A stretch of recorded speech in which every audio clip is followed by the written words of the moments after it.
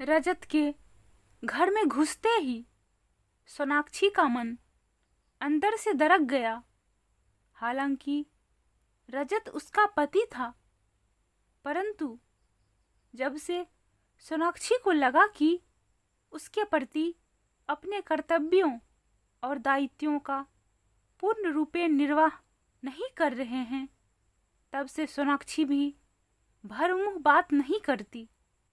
रात्रि का समय आने के साथ ही भारी थकान वो बदन का पोर पोर टूटने का नियमित जुमला सुनना पड़ता है। तब सोनाक्षी को ऐसा महसूस होता है कि कहीं दाल में जरूर कुछ काला है। जब वह पहली बार इस घर में आई थी, उसके प्रति एक नई उमंग, उत्साह का दरिया था। वह बार बार उसमें डूबती उतरती, और जब उसके पिता विदाई कराकर अपने साथ ले गए तो रजत ने कहा था, सोनाक्षी, कैसे रह पाऊंगा मैं। इस पर सोनाक्षी ने कहा था, यही बात तो इधर भी है। जितनी तरफ तुम्हारे अंदर है उतनी मेरे अंदर है, परंतु ये तो दुनियादारी है, थोड़े समय की बात है। माह 2 माह सरकने में कितना टाइम लगता है भला। सोनाक्षी की अपनत्व भरी बातों से रजत को काफी सुकून मिला था।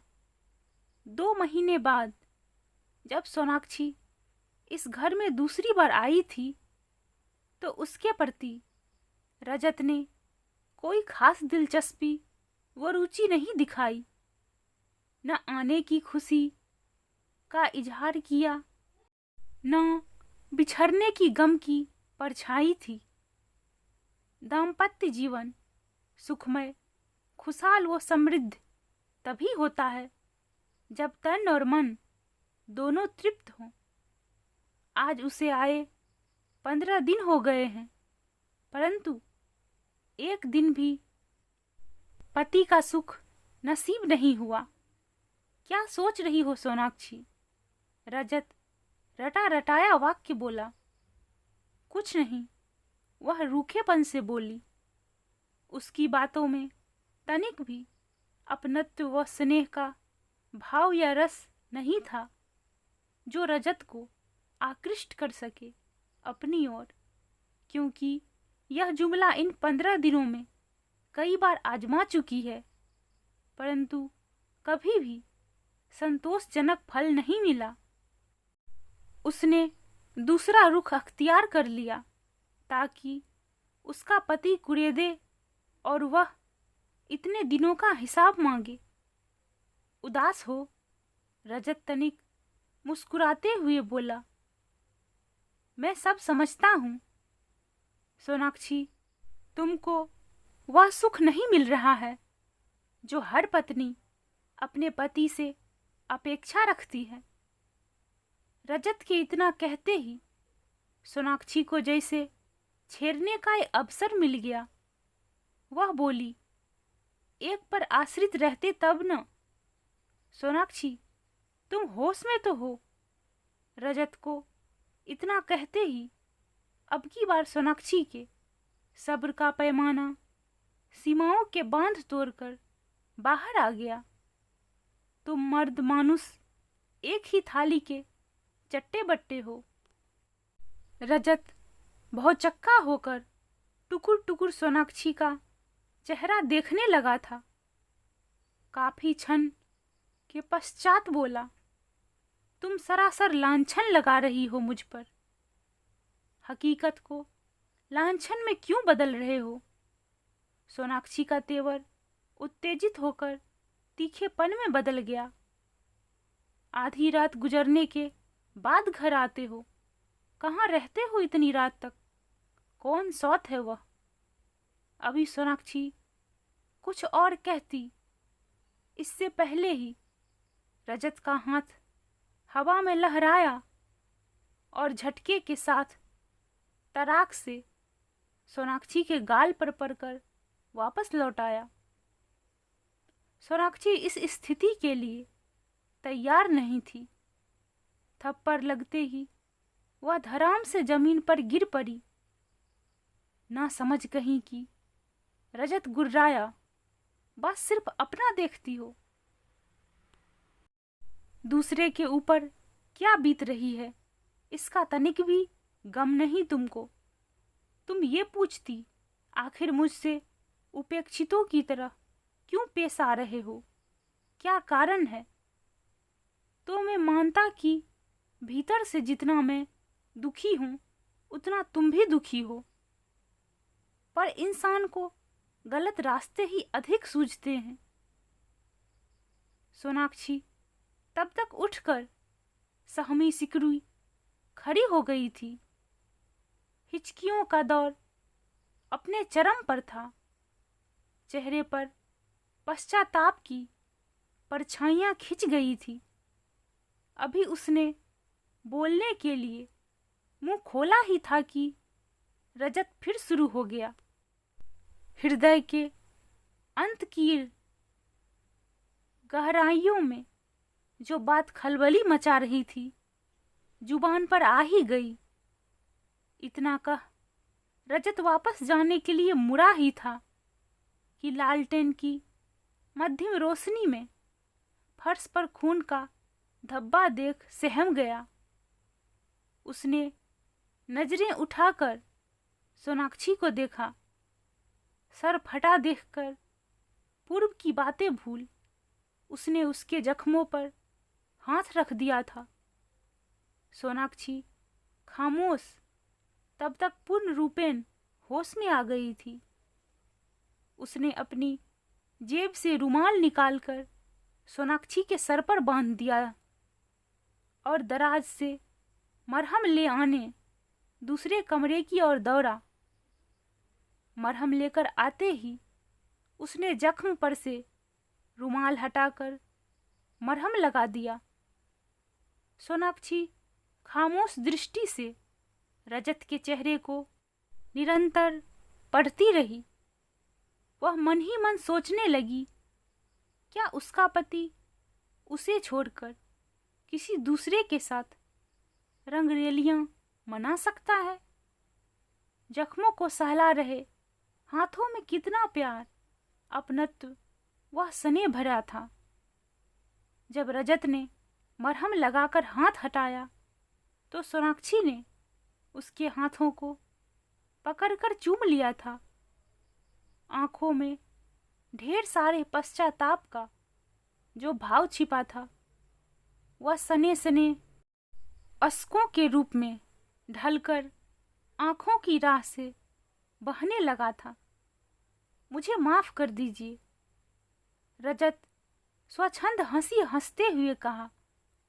तन का मिलन तभी संभव होता है जब मन तनाव रहित हो। मैं एक ऐसी मुसीबत में फंस गया हूं, खाने पीने तक की सुध नहीं। सोनाक्षी ने ढाढ़स बंधाया। मुसीबतों का सामना डटकर करना चाहिए। भागते फिरते रहने से यदि समाधान हो जाता तो हर कोई यही रास्ता अख्तियार करता।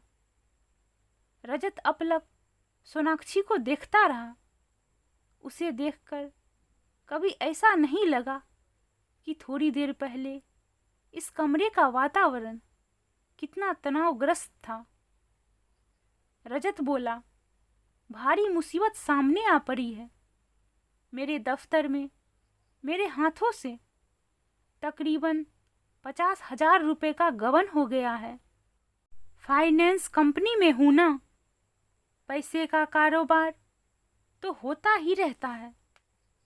भूलवश किसी को अधिक पैसे दे दिए हूं।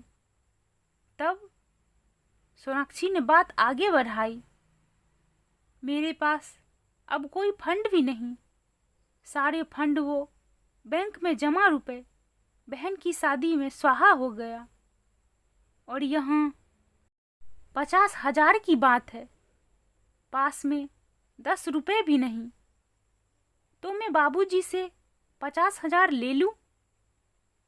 सहूलियत के अनुसार बाद में लौटा देंगे। नहीं सोनाक्षी, रजत ने चेताया, एक तो पहले से ही बाबूजी का मुझ पर कितना उधार चढ़ा हुआ है, जुबान कैसे खोलोगी तुम उनके पास? वह सब मुझ पर छोड़ दीजिए, सोनाक्षी ने कहा। हम दो बहनों के सिवा कौन है उनका? सारी संपत्ति तो हम दोनों बहनों का ही है ना।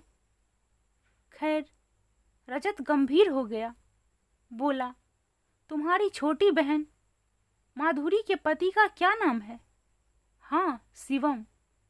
वह तो बड़ा ही काइया स्वभाव का लगता है, मुझसे तो ढंग से बात नहीं करता। कैसे माधुरी झेलती है उसको? लगता है बाबूजी को नींबू की तरह निचोड़ लेगा। अभी 1 सप्ताह पहले दुकान खोलने के बहाने बाबूजी से कुछ पैसे उधार ले गया है, जबकि उसको दुकान वगैरह कुछ खोलना ही नहीं है। झूठ से तो मुझे खासी नफरत है। सोनाक्षी तमतमा गई। अच्छा, कल जाती हूँ बाबूजी के पास। ठीक है, जैसी तुम्हारी मर्जी, रजत बोला। अब मन कुछ हल्का हो गया है। रात काफी बीत चुकी है, चलो 2-4 कौर खा लेते हैं।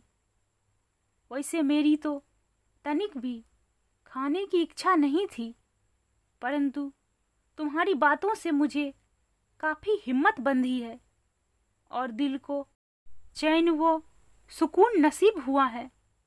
सच सोनाक्षी, ऐसी पत्नी किस्मत वालों को ही नसीब होती है। धत, इतना कहकर सोनाक्षी मुस्कुराती हुई दुगने उत्साह से रसोई में समा गई थी। खाना खाकर सोते वक्त तक रात्रि के 12 बज गए थे। आज रजत भरपूर नींद सोया। सोनाक्षी भी आज 15 दिनों से तनावग्रस्त थी और उसका प्रतिफल ज्वालामुखी के रूप में उसके सीने में उबल रहा था। धुआं रहित आग अंदर ही अंदर सुलग रही थी। आज शांत हो गई थी और वो दोनों एक दूसरे की बाहों में समाये चैन की नींद सो रहे थे। सुबह होते ही रजत का बदन बुखार से गर्म तवे की तरह दहक रहा था। दर्द से बदन का पोर पोर फूट रहा था। सोनाक्षी रसोई के कार्यों से निवृत्त होकर रजत के पास आ गई थी। माथे पर हाथ रखा, बुखार था। वह समय न गवाते हुए चौमुहाने पर डॉक्टर मनु के चैम्बर की ओर मुड़ गई।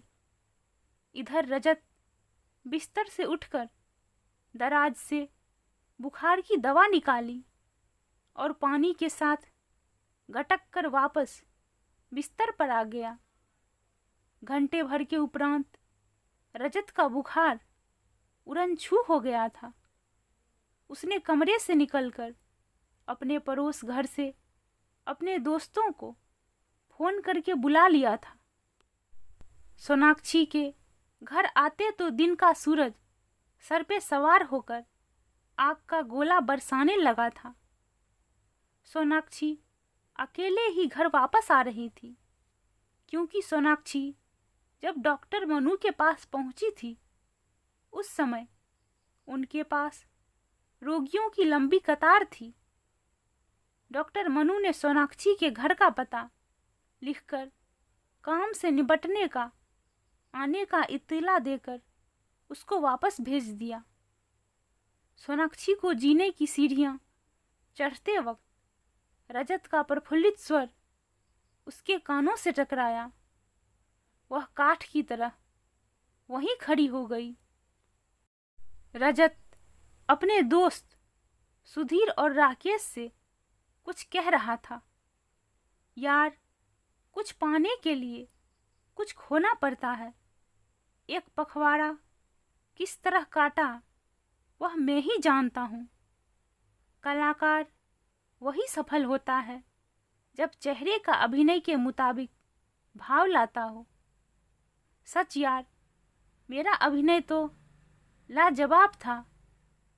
मेरी पत्नी बड़े ही नेक विश्वासी है, मेरे किसी भी बात पर विश्वास कर लेती है। इधर सोनाक्षी दबे पांव मुख्य दरवाजे तक आ गई थी। रजत कह रहा था, यार मेरी पत्नी तो सोने का अंडा देने वाली ऐसी मुर्गी है जो रोजाना तो नहीं पर वक्त पड़ने पर न्यारा व्यारा कर देती है। बेचारी डॉक्टर मनु के पास गई है। उसे मालूम नहीं कि बुखार की दवा तो घर में मौजूद है। इस पर राकेश बोला, बेचारी को नाहक धूप में दौड़ा दिया। खैर छोड़ो, पैसा कब तक लेकर आने वाली है? आ जाएगी तो कल लेकर आ जाएगी। रजत बोला, कितनी नासमझ है, कह दिया मुझसे कुछ पैसों का गबन हो गया। रजत के इतना कहते ही कमरे में सम्मिलित ठहाका गूंज गया। सोनाक्षी कुछ जवाब तलब किए बिना वापस मुड़ गई, क्योंकि उस समय वह कोई ठोस निर्णय लेने की स्थिति में नहीं थी, क्योंकि उसके विश्वास पर कोई और नहीं, स्वयं उसके पति ने घात किया था। काश वह रजत को अच्छी तरह अपनी कसौटी के मापदंड पर गहराई से परखी होती तो ये नौबत नहीं आती। वह पहले ही वापस लौट जाती। जिंदगी के डगर पर गलत जगह कदम पड़ गया था। जिस पेड़ की अपनी छांव नहीं, वह दूसरे को क्या छांव प्रदान करेगा। फिर भी लौटते वक्त उसने इतना जरूर तो निर्णय तो ले लिया था कि जो घात उसके साथ हुआ है अब वह अपने पिता के साथ नहीं कर सकती। सोनाक्षी को गए काफी वक्त हो गया था, इसीलिए रजत वह उसके साथ ही कमरे से जैसे बाहर निकले, सामने के लेटर बॉक्स पर सोनाक्षी के हाथों का लिखा ताजा मरीन पर्चा देख रजत के हाथ पांव फूल गए। रजत जिस कुल्हाड़ी से वार किया था, वह वार से वह खुद घायल हो गया। जिस विश्वास पर आघात हुआ हो, अब जिंदगी का बाकी रात काटना मुश्किल लग रहा था। सोनाक्षी को उसका लौटना असंभव नहीं, नामुमकिन भी था। कहानी पसंद आए तो please friends support me, please subscribe, share and like.